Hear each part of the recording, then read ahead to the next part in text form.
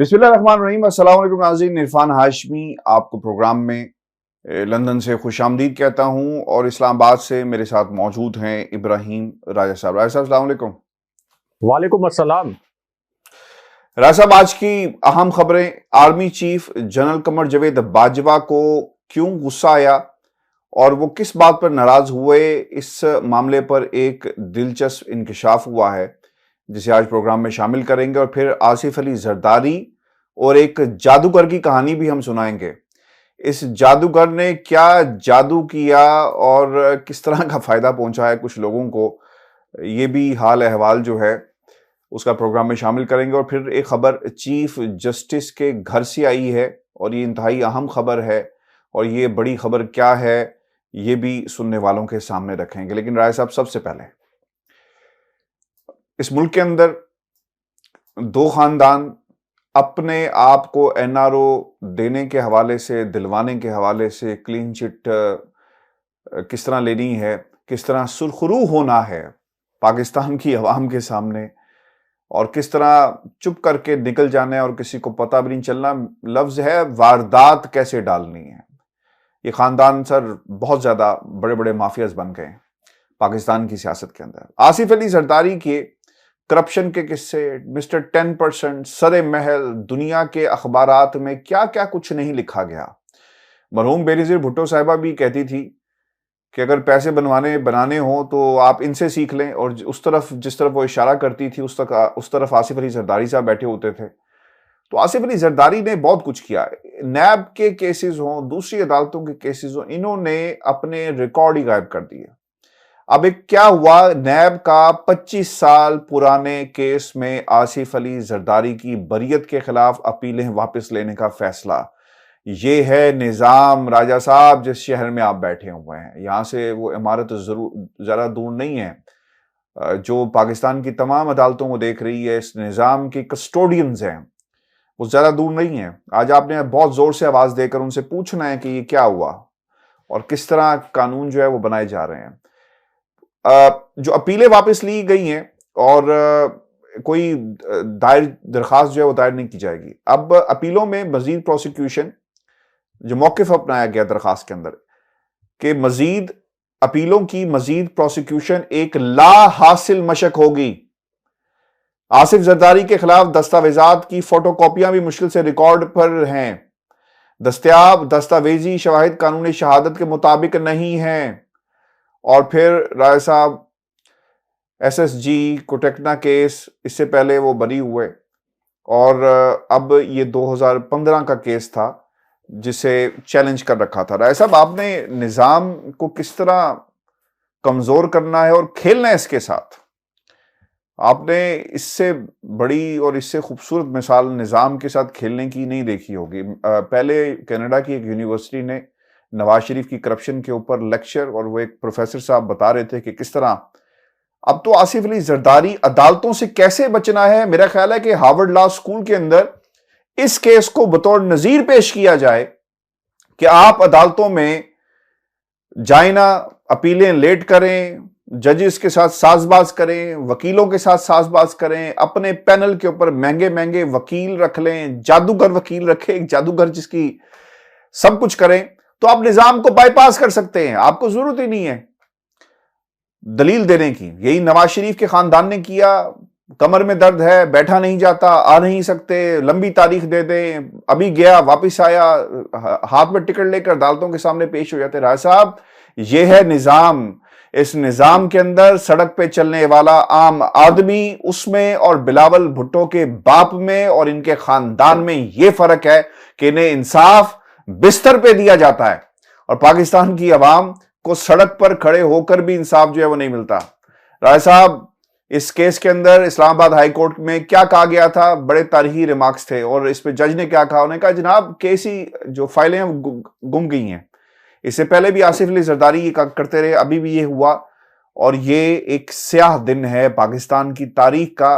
कानूनी शहादत की और बाकी टेक्निकल तरीके से इन्होंने जो काम और वारदात डाली है, कौम शायद इन्हें कभी माफ नहीं करेगी। राजा साहब, कैसे देखते हैं इस फैसले को? ये फैसला हक और सच की फतह हुई क्या हुआ? देखें आशमी साहब, मेरे एक दोस्त हैं डीजी नैब, नैब में मुख्तलिफ शोबों के डीजीज हैं। इन्हीं शोबों में से एक डीजी ऐसे हैं जिनका बहुत ज़्यादा मेरे साथ राब्ता रहता है बतौर साफ़ी, और मैं उनके पास अक्सर जाता रहता हूं खबर की तलाश में। इससे पहले भी जाता रहा हूं, तो इस वजह से हमारी कुछ दोस्ती भी हो गई है, कुछ खबरें भी मिलती हैं। तो मुझे एक उन्होंने ऐसा वाकया सुनाया हाशमी साहब कि बतौर साफ़ी भी मेरे लिए बड़ा हैरान कुन था, क्योंकि जब मैं वहां पहुंचा उनके ऑफिस में तो बड़े परेशान नजर आ रहे थे। उनके साथ उनका कुछ स्टाफ भी था, वो भी बड़ा परेशान था। तो मैंने उनसे कहा कि आज आपको ये क्या मुश्किल दरपेश आ गई है, पूरा आपका स्टाफ जो है वो लगता है कि इनकी कोई बड़ी क्लास हुई है, हुआ क्या है? तो उन्होंने लफ्ज ये इस्तेमाल किए कि राजा साहब एक बड़ी पसूड़ी पड़ गई है। तो मैंने कहा पसूड़ी? मैंने कहा क्या हो गया, नैब तो दूसरे लोगों को पसूड़ी डालता है, ये नैब को क्या पसूड़ी डल गई है? तो उन्होंने मुझे ये बताया कि शर्जील मेमन का जो केस था करप्शन का, उसकी जो फाइल थी शवायद पर मबनी, सबूतों पर मबनी, जिन सबूतों और जिन शवायद पर शर्जील मेमन को सजा होनी थी और जो केस नैब साबित कर चुका था, तो बताया यह गया कि नैब के एक ऑफिसर को, एक ऑफिशियल को इस्तेमाल किया गया पीपल्स पार्टी की जानिब से, शर्जील मेमन की जानिब से, और वो फाइल चोरी करवा ली गई। नैब से फाइल चोरी करवा ली गई। हाशमी साहब, आप अंदाजा करें इनका असर और रसूख। ये होता है माफिया। ये जो फिल्मों में आप देखते हैं ना, बॉलीवुड की फिल्मों में, वो माफिया इनके सामने कोई हैसियत ही नहीं रखता कि नैब के एक ऑफिशियल को मिलाया अपने साथ और शवायद पर मबनी, सबूतों पर मबनी वो जो फाइल थी वो चोरी करवा दी और फिर शर्जील मेमन को उसी बुनियाद पर बरी करवा लिया। आपको यह भी याद होगा कि जब साबिक चीफ जस्टिस साकिब निसार ने शर्जील मेमन के हॉस्पिटल पर छापा मारा था, बाकी हर किसी के जो जाती मामलात हैं जिंदगी के, वो तो जाती होते हैं, लेकिन उस वक्त शर्जील मेमन एक जुर्म में कैद थे, लेकिन उनको हॉस्पिटल भेजा गया। तो उनके कमरे से, हॉस्पिटल के कमरे से कौन सी अशिया बरामद हुई थी जब साकिब निसार ने छापा मारा था? अब आ जाए जादूगर पर। जो जादूगरी दिखाई गई है आसिफ अली जरदारी की रिहाई के मामले में, तो ये इनके एक जादूगर हैं हाशमी साहब, पीपल्स पार्टी के। खुद आप पीपल्स पार्टी के लोगों के साथ बैठे हैं, इनके रहनुमाओं के साथ बैठे हैं, क्योंकि खबर लेने के लिए इनके पास भी जाना पड़ता है, इनको भी दोस्त बनाना पड़ता है, इनसे भी खबर लेनी पड़ती है। एक साफी को तमाम स्टेक होल्डर्स के साथ राब्ते रखने पड़ते हैं। तो वो खुद कहते हैं कि जी ये हमारे जादूगर हैं, यानी फारूक एच नाइक, इनको ये अपना जादूगर कहलाते हैं, खास तौर पर आसिफ अली जरदारी के लिए। अब हाशमी साहब, ये जो नैब ने कहा कि एक फजूल मश्क होगी, हम अपील में नहीं जाना चाहते, हमारे पास सिर्फ फोटो कॉपीज हैं, तो हाशमी साहब ये जो बरियत है ये इस वजह से नहीं हो रही कि आसिफ अली जरदारी के खिलाफ शवाहिद नहीं है, कि आसिफ अली जरदारी की करप्शन के सबूत नहीं है। ये मामला इसलिए हो रहा है कि रावलपिंडी में एहतसाब अदालतों से फारूक एच नाइक ने जो जज साहिबान थे उनके साथ मिली भगत करके, अदालत के एहलकारों के साथ मिली भगत करके वो सारा रिकॉर्ड ही चोरी करवा दिया। आप इमेजिन करें कि अदालत से रिकॉर्ड चोरी हो गया और एहतसाब अदालत के जज कहते हैं कि वो रिकॉर्ड पता नहीं कहां चला गया। वो रिकॉर्ड फिर कहा गया कि गायब हो गया, हालांकि सबको पता है कि वो पीपल्स पार्टी ने, फारूक एच नाइक ने अदालती निजाम के अंदर अपना असरो रसूख इस्तेमाल करके वो पूरा रिकॉर्ड आसिफ अली जरदारी के वो ये भी बात है ना। अच्छा, वो गायब हो गया। वाजिद शमसुल हसन साहब की वो वीडियो भी आपको याद होगा जिसमें वो स्विस जो बैंक के और वो डब्बे लेकर जा रहे हैं। तो ये तो पुराना काम है, वाजिद शमसुल हसन इस दुनिया में नहीं है, लेकिन ये काम जरदारी साहब पहले भी करते रहे हैं। साहब ये तरीका इन्होंने बल्कि ये काम नवाज शरीफ साहब को भी सिखाया है। जी बिल्कुल, वो मशहूर जमाना फुटेज अभी भी हमारे जो व्यूअर्स हैं वो गूगल पर जाकर सर्च कर सकते हैं। जियो न्यूज समेत तमाम चैनल्स पर वो फुटेज चली थी जिसमें रिकॉर्ड जो है वो स्विस बैंक्स का रिकॉर्ड भी इधर से उधर किया जा रहा था। तो अब हाशमी साहब, ये जो तमाम रिकॉर्ड है अदालती निजाम में अदालती ऑफिशियल्स की मिली भगत से आसिफ अली जरदारी का फारूक एच नाइक ने गायब करवाया। अब जाके नैब कहता है कि हमारे पास तो फोटो कॉपीज हैं, तो इन फोटो कॉपीज के ऊपर हम केस को आगे नहीं बढ़ा सकते, ये एक लाहासिल मश्क होगी। तो अब चीफ जस्टिस साहब, जो सुप्रीम कोर्ट के चीफ जस्टिस हैं, उन्होंने बड़ी रिजर्वेशन जाहिर की थी कि हमारी अदलिया, हमारा अदालती निजाम, इसको 130वें नंबर से नीचे क्यों फेंका गया।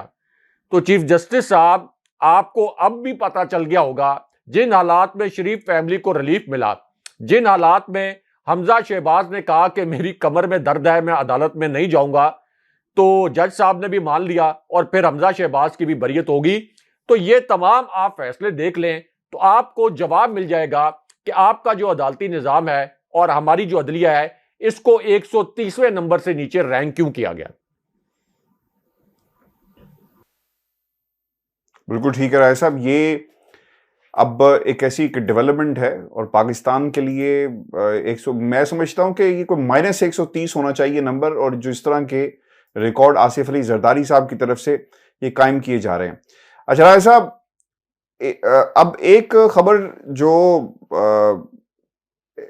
आर्मी चीफ कमर जावेद बाजवा, उनको गुस्सा क्यों आया और किस बात पर वो नाराज हुए, और इस मामले पर आपने कुछ इंकशाफात भी हमारे सामने रखने हैं सुनने वालों के, ये वजह क्या बनी है। बरियत के मामलात इनके हो रहे हैं, हालात सफ पाकिस्तान की सियासत आपके सामने है, सियासतदान कहां पर खड़े हैं, निजाम चल नहीं रहा, चीफ जस्टिस खामोश हैं और लोग भी खामोश हैं, तो ये गुस्सा इन्हें क्यों आया था, क्या वजह बनी कि गुस्सा आ गया। देखिए हाशमी साहब, असल में इमरान खान साहब की ये एक मीडिया ब्रीफिंग थी जो चैनल्स ने नशर नहीं की। तो यहां पर जब इमरान खान साहब पहुंचे, यहां पर कुछ सहाफियों ने इमरान खान साहब से सवालात किए। कुछ सवालात ऐसे थे बड़े कॉम्प्लिकेटेड किस्म के। तो उस वक्त इमरान खान साहब से एक सवाल तो यह भी किया गया कि ये शहबाज शरीफ और आसिफ अली जरदारी के जो केसेस हैं, इसके मुतल्लिक तो शहजाद अकबर भी ये ब्रीफिंग दिया करते थे कि बड़े स्ट्रॉन्ग एविडेंसेस हैं। अदालतों की जानिब से भी इसी किस्म के रिमार्क्स आते थे और अदालतों के रिमार्क्स से ये लगता था, एक दो मरतबा तो जाहिर है कि फर्द जुर्म अनाउंस हो गई थी, डेट अनाउंस हो गई थी कि अदालतें कन्विंस्ड हैं कि इनके खिलाफ शवाहिद मौजूद हैं, सबूत मौजूद हैं और इनके ऊपर अब फर्द जुर्म लगेगी।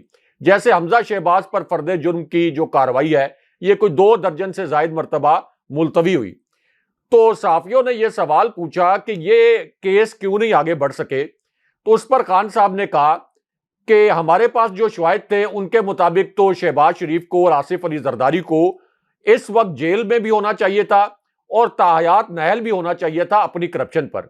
लेकिन जो ताकतवर हल्के हैं उनका फोकस करप्शन के खात्मे पर नहीं था और कुछ प्रोटेक्शन थी जिसकी वजह से शहबाज शरीफ जो है वो जेल में नहीं गए।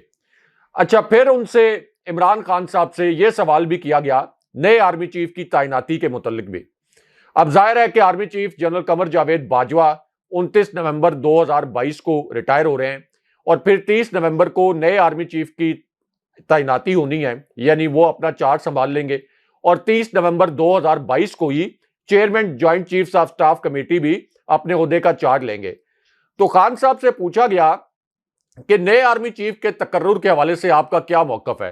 तो खान साहब ने कहा कि एक तो मैंने कोई करप्शन या कोई चोरी नहीं की हुई कि मेरी ये ख्वाहिश हो कि कोई मेरी मर्जी का आर्मी चीफ आ जाए। ये जो मजबूरियां हैं ये हमेशा शरीफ खानदान की होती हैं और इनकी कोशिश होती है कि किसी भी इदारे के सरबराह का तकर्रुर करें तो उसको अपने सियासी मकासद के लिए इस्तेमाल करें। मेरा मौकफ सिर्फ ये है कि ये चूंकि एक जाली मैंडेट वाली हुकूमत है और मियां नवाज शरीफ एक मफरूर है, इश्तिहारी है, अदालतों ने भी उनको मफरूर और इश्तिहारी करार दिया है, तो एक मफरूर और इश्तिहारी और मुजरिम के पास यह अख्तियार नहीं होना चाहिए कि वो पाक फौज जैसे इदारे के सरबराह का तकर्रुर करे। अब एक तो इमरान खान साहब ने इस पे यह क्लियर किया कि किसी भी लेफ्टिनेंट जनरल के 4 स्टार जनरल बनने पर, यानी आर्मी चीफ बनने पर या chairman joint chiefs of staff committee बनने पर इमरान खान साहब को किसी जनरल पर एतराज नहीं है। उनका एतराज सिर्फ यह है कि किसी मफरूर को यह कैसे इजाजत दी जा सकती है कि वो पाक फौज के सरबराह का तकर्रुर करे। अच्छा, इसमें अहम बात यह हाशमी साहब कि ये जो सब कुछ पहले वक्त से पहले जनरल्स के नाम जो डिस्कस करने शुरू किए, ये भी खुद नून लीग ने नाम लॉन्च करवाए। यह खबर भी नून लीग ने लॉन्च करवाई खुद कि मियां नवाज शरीफ एक जनरल का नाम तजवीज कर चुके हैं।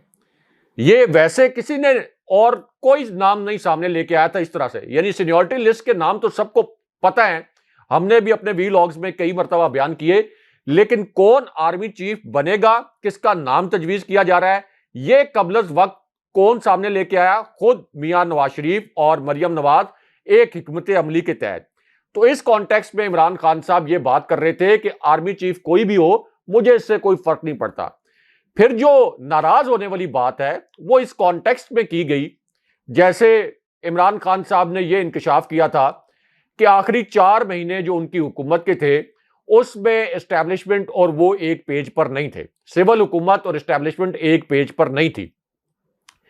तो खान साहब से जब सवालात किए जा रहे थे तो खान साहब ने यह कहा कि आप जो मर्जी सवालात करें, मैं नाराज नहीं होता, मैं सवालों के जवाब दूंगा। Army chief general Qamar Javed Bajwa जल्दी नाराज हो जाते हैं, लेकिन मैं नाराज नहीं होता। ये अल्फाज थे इमरान खान साहब के। अब जाहिर है कि इनका कॉन्टेक्स्ट भी बड़ा मानीखेज था। इसका मतलब यह है कि खान साहब ये समझते हैं कि कोई एक बात थी जिसके ऊपर खान साहब के सोच के मुताबिक को जनाब बाजवा ने शायद खान साहब की सोच के मुताबिक ओवर रिएक्ट किया और वो नाराज हो गए, और उनको नाराज नहीं होना चाहिए था। यानी तासुर यही था कि एस्टैब्लिशमेंट ने इसी नाराजगी की वजह से फिर मेरी हुकूमत गिराई है। यह इमरान खान साहब का इस टॉक के अंदर तासुर था। इसी तरह एक खातून सहाफ़ी के मुतल्लिक भी बात हुई यहां पर, और कुछ सहाफ़ियों ने यह कहा कि कुछ ट्रेंड्स चले थे, ये जो एक खातून सहाफ़ी हैं गरीदा फारूकी साहिबा, इनके मुतल्लिक। तो खान साहब ने यह कहा कि मैं तो अपने जितने भी फॉलोअर्स हैं उनको हमेशा कहता हूं कि आपने कभी किसी पर तनकीद भी करनी है तो आपने ये तनकीद तमीज़ के और तहजीब के दायरे में रह के करनी है। लेकिन कुछ सहाफ़ियों के मुताबिक एलिजेडली खान साहब ने ये अल्फाज भी बोले कि गरीदा फारूकी साहिबा जो हैं ये कोई मर्दों में घुसती हैं, तो अगर वो मर्दों में घुसेंगी तो फिर उसका जवाब भी आएगा। कोई इस किस्म का कुछ सहाफ़ियों ने ये खबर जो है वो दी है। इस खबर को उन्होंने कोट किया है, इमरान खान साहब से ये अल्फाज मंसूब किए हैं। तो यहां पे इस प्रेस ब्रीफिंग में असल में जनाब बाजवा की नाराजगी के मुतालिक इमरान खान साहब ने बात की थी। राज साहब, ये चूंकि सियासत में काफी इनकी गैर हाजिरियां हो गई थी पाकिस्तान पीपल्स पार्टी की, तो खामोशी शायद इस वजह से भी हो सकती है कि बरीयत के मामला चल रहे हैं और जब आपने रिलीफ लेना होता है तो फिर आप खामोश रहते हैं, आप लो प्रोफाइल होकर इंतजार करते हैं कि फायदा पहुंच जाए, खामोशी इख्तियार की जाए तो फिर हम खुलकर बात करेंगे, हमारे पास बोलने को बहुत कुछ होगा और फिर कोई खतरा नहीं होगा। जैसा इमरान खान साहब के ऊपर तो कोई केस नहीं है, कोई खतरा नहीं है, तो वो दबंग अंदाज में बोलते हैं। जब ये भी अपने एक वारदात के जरिए हाथ जो साफ करी जा रहे हैं, अपने केसेस माफ करवाई जा रहे हैं, तो अब आहिस्ता आहिस्ता इन्होंने भी अपने बिलों से निकलना शुरू कर लिया है। बहुत अरसे से गायब थे बिलावल भुट्टो साहब, और उन्होंने आकर एक तो कामयाबी मुबारकबाद दी कराची वाले मामले के ऊपर सीट पे। हालांकि वो वीडियोस अब तो सोशल मीडिया पर पड़ी हैं, इलेक्शन कमीशन को शायद वो नजर नहीं आती, जिसमें बकायदा तीर के ऊपर ठप्पे लग रहे हैं और बाद में लोगों ने वो जो पेपर्स थे उनको निकाल कर दिखाया भी कि देखें किस तरह धांधली की गई है। अच्छा, अब ये गए और उन्होंने कुछ बातें कही, हरफे तनकीद बनाया, निशाना था, हदफ था इमरान खान। क्या कहते हैं कि इमरान की सियासत मुल्क तोड़ने और नफरत की सियासत है। बच्चा हैरत है कि मुल्क तोड़ने की बात पाकिस्तान पीपल्स पार्टी करती है, कि मुल्क जो है पाकिस्तान एक दफा टूट चुका है और अगर पाकिस्तान पीपल्स पार्टी ये बात करेगी तो कमाल ही हो गया। ऐसे सियासतदानों को हमेशा के लिए रिटायर्ड करेंगे। अब खान साहब को रिटायर्ड कौन करने जा रहा है? बिलावल भुट्टो जरदारी। ये इनका एक ख्वाबो ख्याल में तो ये बात हो सकती है, लेकिन अच्छा वो ये कहते हैं कि सियासी अच्छा तनकीद भी की और इस हद तक तनकीद की राय साहब कि उन्हें यानी इमरान खान साहब को इन्होंने सियासी दज्जाल करार दे दिया है। ये हमारी मोरालिटीज कहां जा रही हैं, हम किस अंदाज में सियासत कर रहे हैं, कुर्सी हमें इतनी प्यारी हो गई, अपनी सिंध की रियासत को जो इन्होंने बना ली है, पाकिस्तान से अलहदा एक रियासत बनाकर बैठे हुए हैं। कोशिश इनकी है कि किसी तरह इस पर काबिज रहें, उस पर कब्जा जमाए रखने के लिए, सिक्योर रखने के लिए लफ्ज इस्तेमाल करें दज्जाल का। हर किसी को चोर कहने वाला खुद ज़कात और चंदा चोर निकला, इसका किचन भी शौकत खानम से चलता रहा है।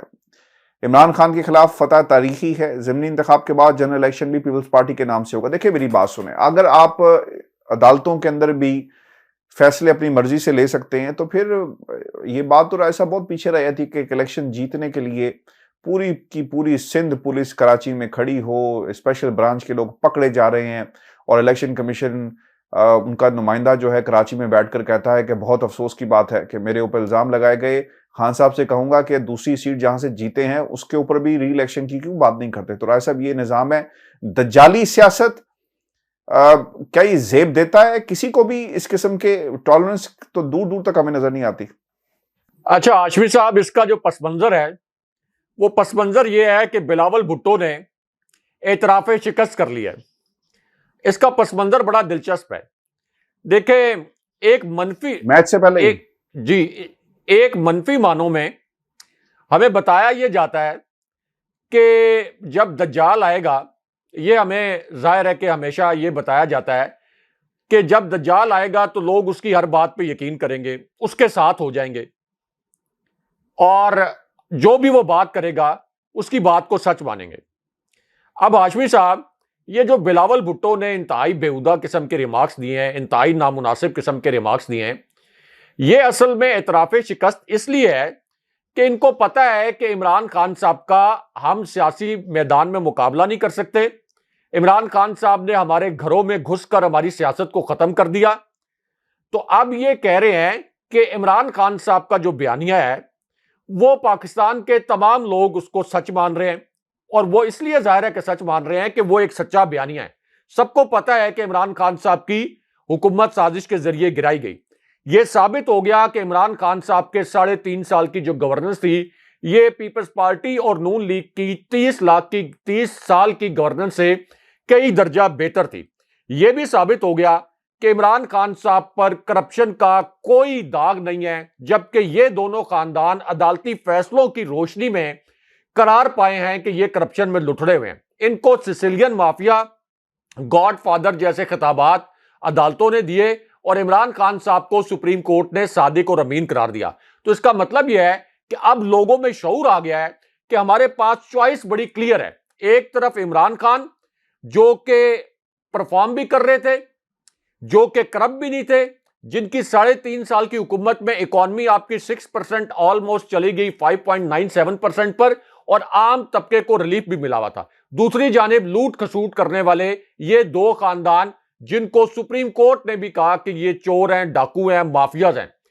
तो अब चूंकि वो इमरान खान साहब का मुकाबला नहीं कर पा रहे, तो अब उन्होंने ये नामुनासिब अल्फाज इस्तेमाल करके इसके पीछे छुपने की कोशिश की कि जिस तरह से लोग दज्जाल की बातों को मान लेते हैं, इसी तरह इमरान खान साहब की बातों को मान रहे हैं। अब यहां पर ये जो दानिश्वर इमरान खान साहब की बातों को छलनी लगा के और मैग्नीफायर लगा के एक एक लफ्ज का तज्जिया कर रहे होते हैं, उसके ऊपर तो उन्होंने रिएक्ट नहीं किया, कोई रद्देमल नहीं दिया, कोई बिलावल भुट्टो की मजम्मत नहीं की। तो ये इनका एक सिलेक्टिव बिहेवियर होता है। ये जो नाम नेहाद दानिश्वर बने हुए हैं, ये जो खुद को कहते हैं कि हम बड़े आजाद दानिश्वर हैं, लेकिन बिलावल भुट्टो की बात हो, मरियम नवाज के इस किस्म के रिमार्क्स हो, अभी ख्वाजा आसिफ की एक बड़ी बेहुदा किस्म की ट्वीट में देख रहा था इमरान खान साहब के मुतल्लिक, और उस पर मरियम नवाज ने कमेंट भी किया हुआ है, वो भी बड़ा नामुनासिब किस्म का, अभी थोड़ी देर पहले वो ट्वीट हुआ है। तो यहां पर कोई भी कंडेम नहीं करेगा, क्योंकि सबको पता है कि किस तरीके से ये दो खानदानों ने पाकिस्तान के पूरे निजाम को जकड़ रखा है, यरगमाल बना रखा है, मीडिया के एक बहुत बड़े हिस्से को किस तरीके से मैनेज किया हुआ है।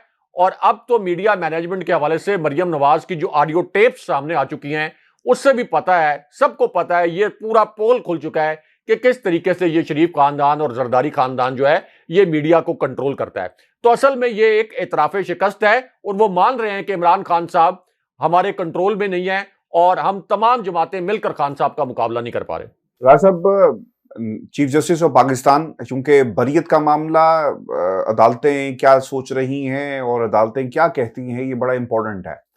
अब कुछ रिमार्क्स आए हैं चीफ जस्टिस ऑफ पाकिस्तान के नैब तरामीम केस से ख्वाजा हारिस साहब वकील हैं पाकिस्तान तहरीक इंसाफ के, और इसे 3 रुकनी बेंच है वो सुन रहा है, और इसमें असासों का आमदन से महज जायद होना काफी नहीं है, ये रिमार्क्स दिए गए हैं चीफ जस्टिस की तरफ से। वो ये भी कहते हैं कि आमदन से ज्यादा असासों में करप्शन का होना भी जरूरी है। पैसे अगर आपकी आमदन से ज्यादा है तो कोई मालूम नहीं, कोई फर्क नहीं पड़ता, लेकिन करप्शन का एलिमेंट भी साथ होगा। अच्छा, बहुत ही हैरत अंगेज बात है, मैं चाहूंगा कि आप भी इस पे कमेंट करें, क्योंकि राय साहब एक आम आदमी जो किसी टेक अवे पे काम करता है, कोई टैक्सी ड्राइवर है बरतानिया के अंदर, शायद हमारे फाजिल जज साहब को नहीं मालूम कि उससे भी यहां पर टैक्स डिपार्टमेंट पूछता है कि अगर तुम्हारे पास पैसे ज्यादा आ गए।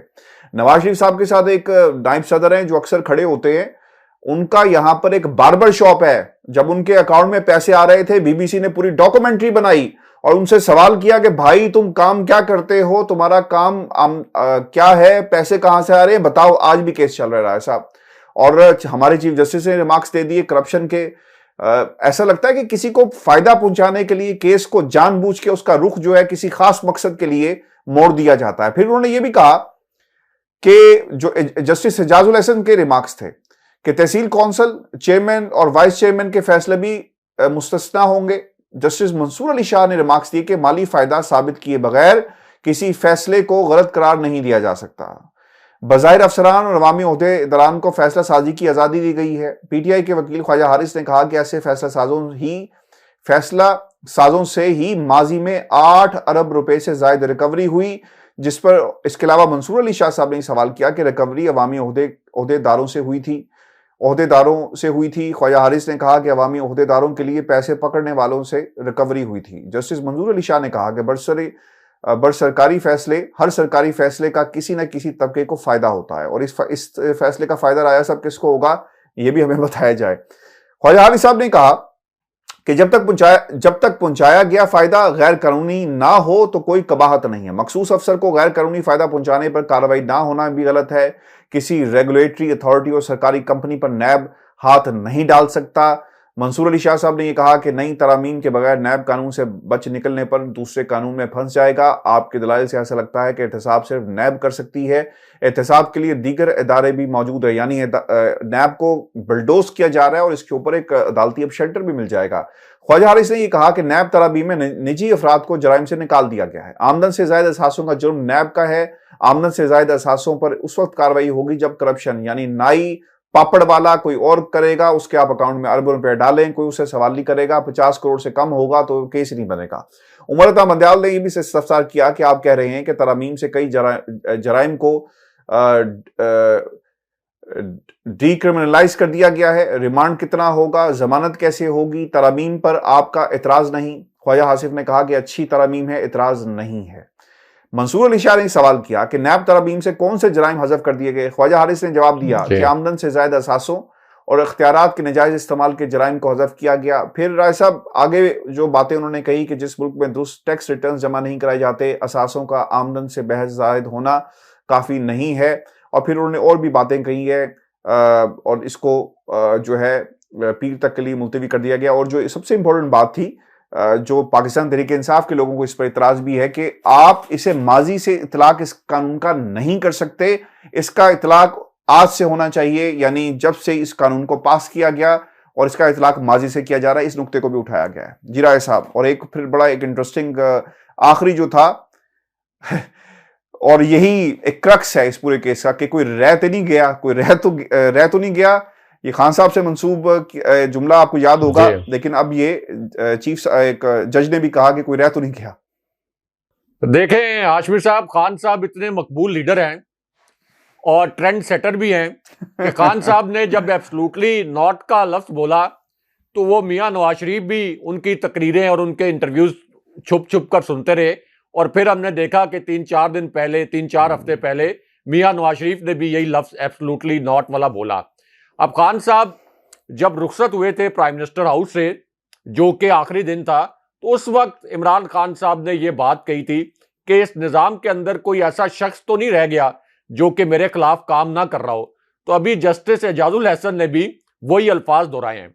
अब हाशमी साहब, इसमें सीधी बात यह है, यानी जज साहिबान जो कुछ भी कहें, वकील साहिबान जो भी वहां पे दलाइल दें, ये जो तरमीम की गई है नैब कवानीन में, इसका फायदा बराह रास्त शरीफ खानदान और जरदारी खानदान को होगा और इसीलिए ये तरमीम की गई है। यानी ये पर्सन स्पेसिफिक तरमीम है, इसलिए इन तरमीम को इसी कॉन्टेक्स्ट में देखा जाना चाहिए।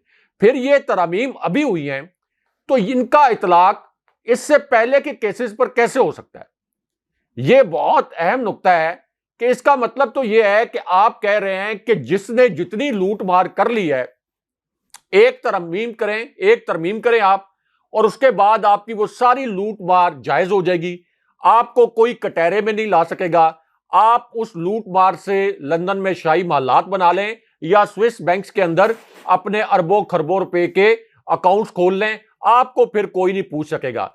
तो इस पर अगर सुप्रीम कोर्ट जैसी, यानी जो पाकिस्तान की सबसे बड़ी अदालत है, अगर वो भी नोटिस नहीं लेती, अगर इस लूट मार को नहीं रोकती, तो फिर क्या मैसेज है पाकिस्तानियों के लिए? मैसेज यही है कि चोरी छोटी नहीं करनी, कोई छोटी मोटी चोरी, कोई छोटा मोटा डाका नहीं मारना। आपने डाका मारना है शरीफ खानदान जितना बड़ा और जरदारी खानदान जितना बड़ा। उसके बाद आप फिर सुप्रीम कोर्ट को भी, जज साहिबान को, चीफ जस्टिस को, इन सबको मरूब कर लेंगे और आपको इन्हीं तरामीम के जरिए एनआरओ भी मिल जाएगा और कोई पाकिस्तान की अदालत उसको चैलेंज नहीं करेगी, उस एनआरओ को रोक नहीं सकेगी। और इसी तरह यह पाकिस्तान में लूट मार का जो सिलसिला है वो जारी रहेगा। तो सुप्रीम कोर्ट के लिए भी ये एक टेस्ट केस है। इससे पहले जो सदारती रेफरेंस के फैसले में ताखीर हुई, उसका नतीजा भी पूरी कौम भुगत रही है। तो ये एनआरओ 2 तो हो गया, लेकिन इसका कम से कम एक हिस्सा वक्ती तौर पर ही सही ये सुप्रीम कोर्ट रोक सकती है। तो अब देखना है कि सुप्रीम कोर्ट उसी तरह, जिस तरह से एक तासुर है कि ये सब कुछ डील के तहत हो रहा है, उसी फ्लो में जाती है, या फिर सुप्रीम कोर्ट को इसके ऊपर, या जज साहिबान जो हैं वो कोई इतनी, आप ये कह सकते हैं कि जिस तरह से कहा जाता है कि सिसिलियन माफिया के सामने कोई खड़ा नहीं हो सकता, या फिर जज साहिबान इस माफिया के सामने, जिसको खुद उन्होंने माफिया करार दिया था, इसके सामने खड़े होते हैं या नहीं खड़े होते। बहुत शुक्रिया साहब। व्यूअर्स, ये आज का हमारा शो था। अपने कमेंट जरूर भेजिएगा, चैनल को सब्सक्राइब करना मत भूलें। इजाजत दीजिए, अल्लाह ने के बाद। अल्लाह ने के बाद।